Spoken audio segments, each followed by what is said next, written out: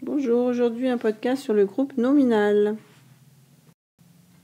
Alors d'abord, le nom. Le nom est un mot qui désigne une personne, un animal ou une chose.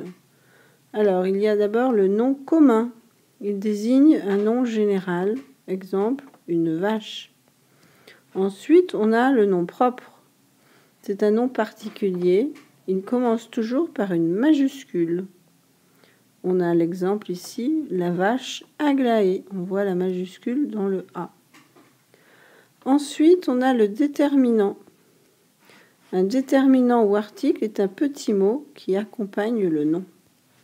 Exemple, un bateau, une chaussette, le sapin, la maison. On voit ici plusieurs types de déterminants. Un, une, le, la. Le plus souvent, on ne met pas de déterminant devant un nom propre. Exemple, Emma est à la maison. On n'a pas de déterminant devant le mot Emma. Devant certains noms, A et le se transforment en O. Et de et le se transforment en du. Exemple, je vais au marché. O représente le A plus le. Ensuite, devant les noms qui commencent par une voyelle, le ou la se transforme en L'. Exemple, Aglaé aime l'été. L' parce que été commence par une voyelle, E. Passons maintenant au genre du nom.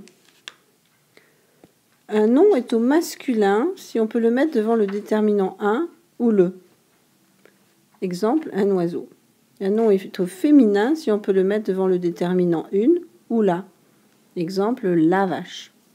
Pour former le féminin d'un nom, on ajoute souvent E, mais il ne s'entend pas souvent à l'oral.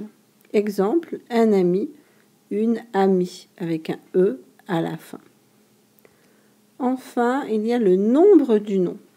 Quand un nom désigne une seule chose ou un seul animal ou une seule personne, alors on dit qu'il est au singulier, un arbre. Quand un nom désigne plusieurs choses, animaux ou personnes, on dit qu'il est au pluriel, des arbres.